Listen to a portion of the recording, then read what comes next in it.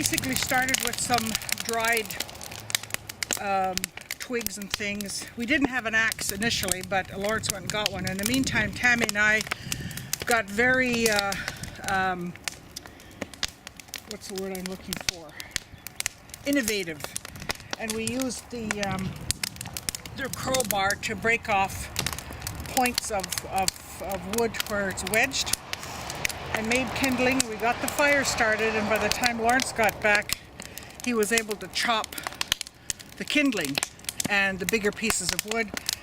And by the time it was about 5 after 8, we had a roaring fire going. And then we went to breakfast, and Peter and Harvey stayed to make sure that the fire stayed very high. We want a nice hot fire. And then I told Harvey that when it was about 8, by that time about 8:15, to start putting in the larger pieces of rock. As you can see, we have 2 different sizes down here. So we started out by putting the big rocks in, and I noticed that there's some in there. They take longer to heat up, and then at about 10 o'clock we'll start putting these in. So by noon we should have some nice heated rocks, and we'll be able to take all the ashes out, put the layer of soil in the bottom. The other thing that's missing right now is my pole for my water, but the guys have gone to get more foliage, because what we see here is not even half of what we're going to need. Because once that gets in the pit and is covered, it's going to shrink down quite a bit. And we don't want to have a big wow in our pit. We don't want to have this big concave thing happening. We want to have a nice high mound on the top. So as it cooks, then it starts to settle down, and we want it with a little bit of a mound or flat, but we don't want it concave. This is a long process. Heating the rocks is about a 4 to 5 hour process for a pit this size. And this is basically a square pit. It's about 4 feet by 4 feet and about 3 feet deep. And it just depends on how much you're going to cook. If we were going to cook a whole deer, we wouldn't cook the deer in a whole big piece. We'd still have to cut it up and put it in. And when we've had huge feasts in the past, we have started the fire at about 5 or 6 in the evening, and we will get the fire going really good for about an hour, and then we start putting in the rocks. And while the rocks are heating up, the women usually get the food ready, because you want the foods that are going to take the longest to cook at the bottom, and that's usually your roasts. Or if you're going to do a whole chicken or a whole turkey, then you want that near the bottom as well. Once the fire is ready and the rocks are almost red hot, then you go back in and you take out as many of the ashes as you can from the wood, and you even out the rocks as you're doing this, so you have a relatively flat surface. Once you do that, you want to get some soil in there. You want to get a nice layer of soil, but before you even start that, you've got to have a pole about 2 to 3 inches in diameter, and about twice the height of the pit. So you want one that's as deep, it can go right to the bottom of the pit, and then up, so that you can put the foliage around it and still have control of it. And you put that right in the middle of the pit. Once you get the soil put down, you put your first layer of foliage like that. I prefer to use deciduous foliage as opposed to coniferous, because the sap from the coniferous can get into flavoring some of the foods, especially your root vegetables. But sometimes you don't have a choice. Some people prefer to use the coniferous, and that's fine. Everybody does their pits a different way. Some people actually make the fire on top, and then they put the hot rocks in the bottom. Whatever basically turns your crank is fine. I like this method personally because it keeps the pit nice and hot the whole time. Now, once you get that first layer of foliage in, then that's when you put your meats in. Now, in the old days, the people used to use burdock leaves to wrap the food in. Now, of course, we use things like tin foil. And at one point, I actually marinated some of the roasts, put in some olive oil and some spices and juniper berries and that sort of thing, and it was really nice. But I don't know what preparations the ladies have made, the men and ladies have made today for the meats. So the meats go in first. You put on another layer, and we're looking at about 1 foot to 1.5 feet of layers of foliage to put into the pit oven. You don't want to have it too thin because if you have the meat too close to the soil, it's going to burn. So you want at least 1 foot to 1.5 feet of foliage. Put your meats in, and then another layer of foliage the same. And then the next layer would be your harder root vegetables and possibly your fish, if you're going to put a salmon in there. And then another layer of foliage, and then you put in your softer vegetables like your garlics, your onions, things like that would go. Your bitter root, if you were lucky enough to get some bitter root, or tubers, or what are the other ones I'm looking at? Tubers and roots. And then at the very end, you pile on as all the foliage you have left. And as you're getting it in there, you have your tarp ready. As soon as all the foliage is on, you pull that, remember that stick I told you about, 2 to 3 inches? You pull that out and you pour in about 3/4 of a bucket of water. And as fast as you can work, you put the canvas back on, or your tarp, whatever it is you're going to cover your oven with. And then you bury it with whatever soil is around. And you have to watch it because little jets of steam would like to sneak up. So you've got to keep those covered. And that takes a good hour to be really secure. And then you just leave it. And by supper time, your meal is ready. So you go back and you just reverse the process. And you pull all the veggies and things out. And if it's done right, you won't even be able to cut the meat. It'll just fall right apart. It is so tender, and you will never be able to taste gourmet food that good, in my very humble opinion. So that is the process for doing a pit oven. It is a bit of an all-day process, but you know, it's also a time of gathering and telling stories, teaching the younger folks how to do the pit oven, and, you know, discussing philosophical things sometimes. Yeah, it's just a good place to socialize when it comes right down to it. So there's the story of the pit oven from my perspective.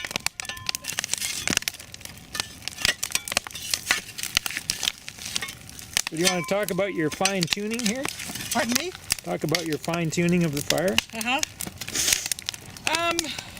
What I'm trying to do now is just to get some of the burning wood to come to the surface so that we can get the rocks deeper. I think we just got over enthusiastic and we did more fire than worrying about the rocks. So now I'm trying to raise up the burning logs to go on top of the rocks so that we can heat the rocks and not let too much air, the cooler air, stay on the top, or affect the rocks from the top. And we've got lots of nice hot ashes on the bottom there. You can see way down deep that that's where we want the rocks to go, so they get nicely heated. So it's a bit of a challenge. There we go. Down there, good. But when the men come back, they're going to be doing a bit more of this because I don't quite have the strength to get all the way down there. I'd like to, whoops. There we go. Well, I thought we were. I'm going to start wrapping the food.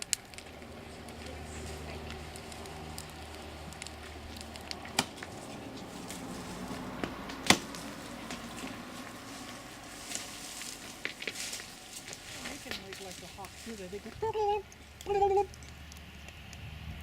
I like it when they What are we doing? Taking all the ashes out. And we can get down without moving the rocks. Yeah, the rocks are so hot, they're starting to break.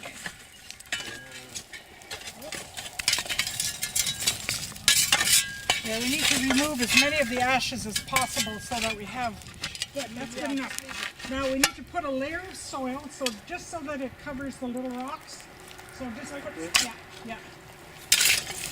Yeah, perfect.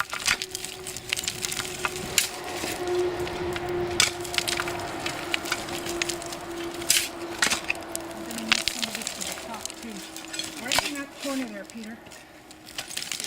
Okay, next layer. Well, maybe a couple more shovels there. Let me get this thing to stay steady. Right over here. Yep. And maybe some down there. Good. Okay. Now let's get some of the foliage and put a layer down there and then get the food. Oh, sorry, I'm sorry. I didn't mean to hit you on the schnozzle. Oh, I got glasses on. I Okay. protection. Okay, some there. Right there. Good. Okay, now, yeah, tamp it down as much as you can. Over this side, Peter. Good. Right there. Perfect. Okay, let's just leave that there. We're bringing out the food now. And I need to spare ribs, and we had beef, we had pork. What else did we have? There's the spare ribs. Potatoes? Along with the, yeah. And jacama stuff. Remember the jacamas? Yeah. we just throw them in. We just throw them in. Just hang on a minute. That's all right. That's okay. We'll put it. Just get another thin layer. Of the leaves. Yeah, of the leaves. Beets, sweet potatoes. Yeah, that's good. I'm gonna put the sweet potatoes right on the edge. Okay, put them around again. Yeah. Okay, now the potatoes. Let's don't try and get these You want to in put there. them all in like one spot or all over? No, all over. Yeah, tamp them down, Peter. Thank you. Yeah. And then the carrots and the chicken. And yeah, the chicken should go in next. Chicken and fish. Oh, this is gonna be so good. Excuse me, Peter. I'm just gonna put this here. Okay, and the fish. Good. And the sweet potatoes. Oh, and the carrots, yes. Carrots. Sweet potatoes. Oh, the turnip. That's the turnip. Yeah, that's definitely has to go. We gotta move really fast at this point because we're losing our heat. Yeah, all that. Bring it all over. Yeah, we gotta break some of that up there. All right. Good. Parsnips, garlic, and beets. Oh dear. Maybe stick some down there first. Yeah. Oh. Somebody put some down there. Just a little bit. All around. Good. Yeah. That'll stick down anyway. Okay, just cover everything up as much as you can. Somebody get me a pail of water. Throw everything in. Everything you can handle. Just put it right in there. Try to make it even all the way around. Yeah, that's good.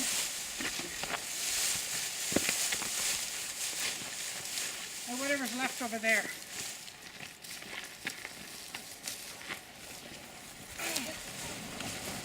We're going to have to bring it right out, as far as you can get it. Verna, Yeah? gosh. Oh! We'll put it on top and hope like heck it works.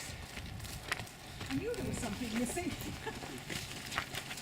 That's all right, the heat will come right up. Okay, here we go, folks. Ready? Harvey, when I take this out, pour it right down that hole. There, go. Okay, cover up quick. Yeah. If you have to unfold, unfold again. We don't want any steam escaping anywhere. Okay, now start burying. Get your shovels out. Start burying. Let me get this out of the way.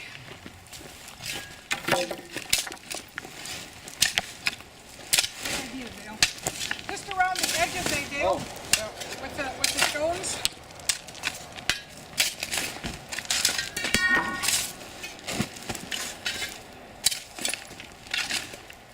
There's a lot of steam escaping over this end here. Right in there underneath. Yeah.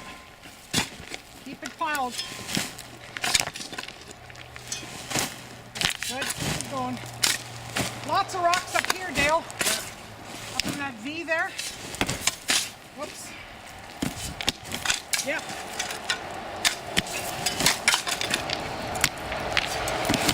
There we get it. Good.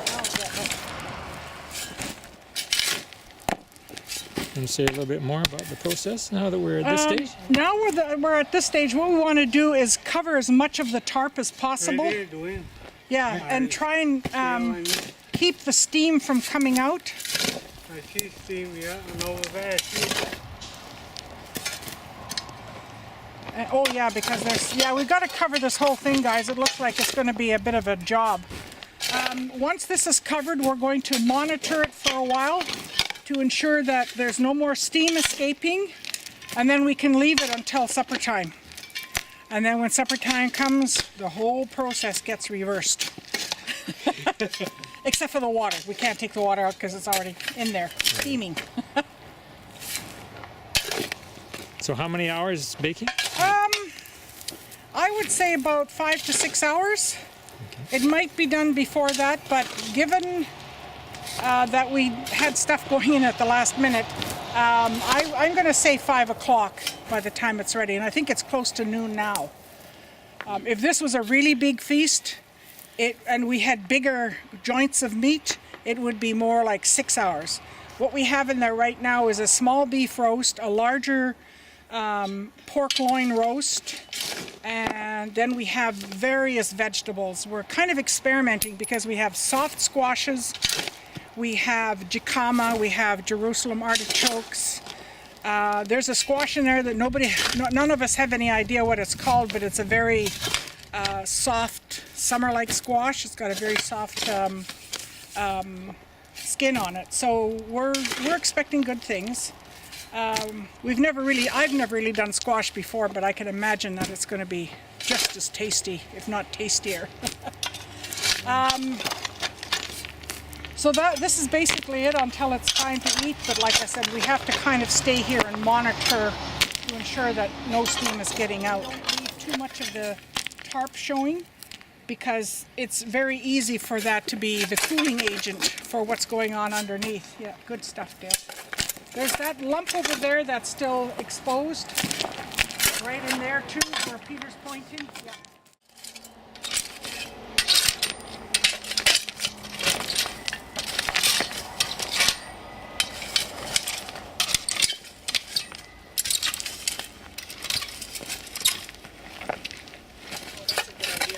Aye. So the moment of truth. Ready? Yes, the moment of truth. Oh, we've got some moisture there, so it must have worked out good. Oh yeah, right. Here forever. Everybody is quick to go home on it.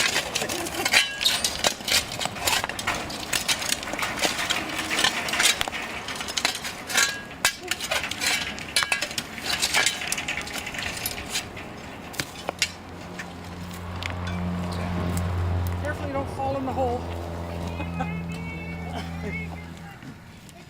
Got him? Okay, Maybe pull it we this pull way. the top part first, so we get all the dirt off. Yeah. Yeah. Okay, where that rope is, Peter. Yeah, right there. Just pull that over.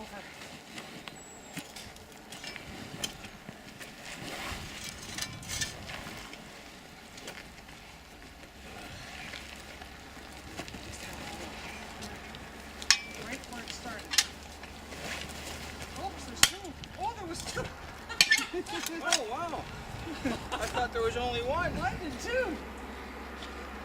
This is gonna be fun. That's gonna be dark now.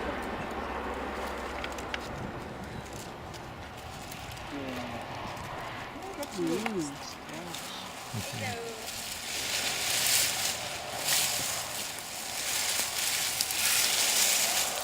It is.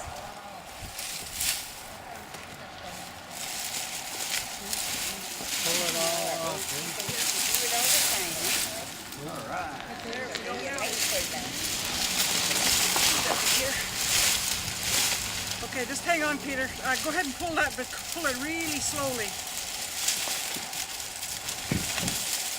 And then we'll get rid of this food. I'm right in the way, aren't I? Here, this way, Peter. Put it up there.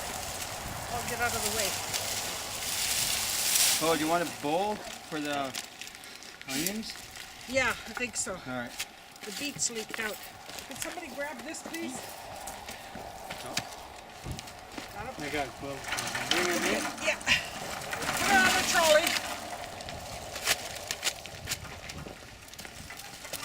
Cute. I'm going to throw the potatoes in too. Oh, wow. Oh, look at all the juice of the salmon. That's the chicken. There's the salmon. Ooh. Which one's this one? That's the other chicken. This is the other chicken? Yeah.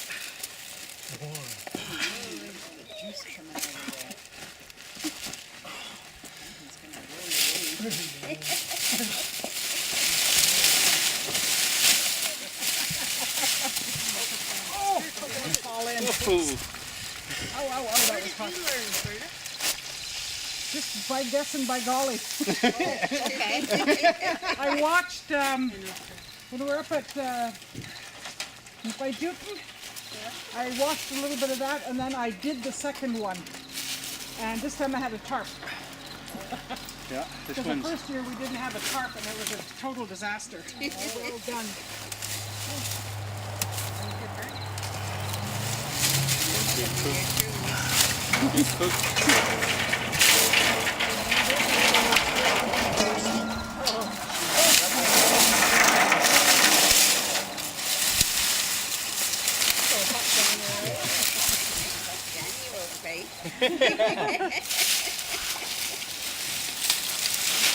That's it? Undoing of the cooked goods. There's that squash that we don't know what the name of it is. Ouch. I cut it in half and then decided to put it back together again. There's the seed pod. So we'll have to cut those. The beets are nicely done. But we have to peel them. Then, over here, we have garlic and kohlrabi. So, there's the kohlrabi. Oh my God. Ooh. I think it's done. And then the garlic. Oh, I can smell it already. It smells so good. So what we're gonna do is just put them out. Oh yeah, it's still a little, these are soft, but the butternut is a little harder. It's And not just quite, stick this in the oven right now. yeah, let's do that. It doesn't need too much more time, but that went on top, didn't it? That's why it didn't cook the same. Now, what would have been used before tinfoil? Leaves, burdock leaves, things like that. Oh, yeah. And if they had a skin on it, then you just put it in the way it was. Like we could have just left the potatoes the way they were and put them in, but we decided not to this time. Right. And it's probably just as well because they end up in the bottom because they're heavy, so they're always overdone a bit, but they still taste good. And what is that? Jicama, I think it's what it's called. It's a tuber, Oh, okay. like a potato. It's a type Register. yeah, it's I think it comes So from. where did you get all this? I think Tammy got it yesterday Oh. or the day before. Do you want them out of these and on plates? Like Yeah, I think so. Yeah, the carrots in particular. Oh, that's No, done. way over there beside the pea. That is so done. A little bit of That's burn. good. Oh, that's the chicken. Wowee. Woo, you're dripping. Oh, my God. Sorry. That is good. There'll be lots left. Okay.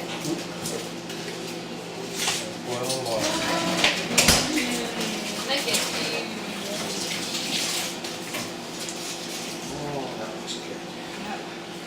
Is that for me too? Yeah. Oh, because I was trying to squeeze them all on here. Here, let's take some of these off.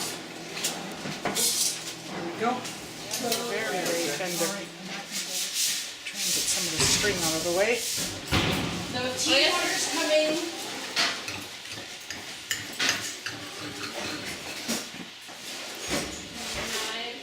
Oh, Yeah, this is what happens. The beef is so tender that sharper it's just coming right off. Nicely roasted, etc. We offer some of the food that we have to our ancestors, so we take a little bit of everything and we put it on a plate with a little bit of tobacco, and we make sure we put a bit of everything on it, so that way our ancestors can have a sample of what it is that we're eating. So like a little bit of bread, a little bit of butter, if we got any coffee or any of the desserts that we have, we just make sure we give them all a little bit of it. So we got all the different cheeses, all the different crackers.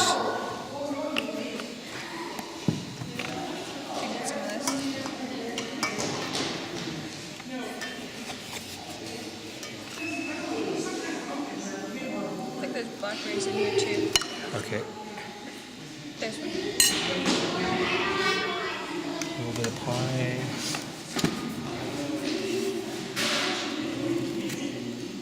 Oh, it just has to be like a little tiny, like just that spot right there. Will do. Yeah, I know. Just getting some filling too. Oh, I okay. do plates all the time. Okay.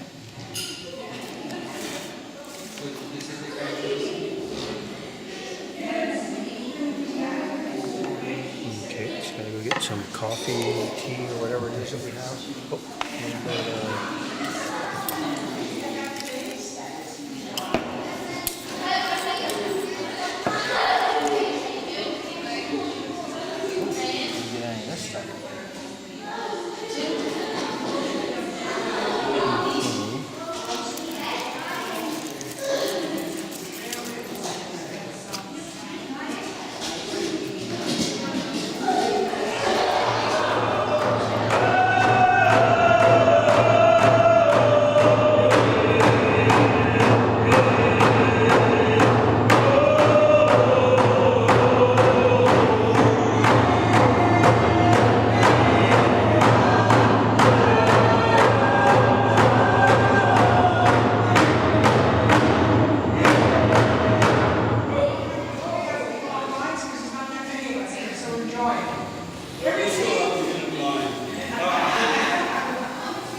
Everything on the first table has been cooked underground, and some of the items on the second table have been cooked underground.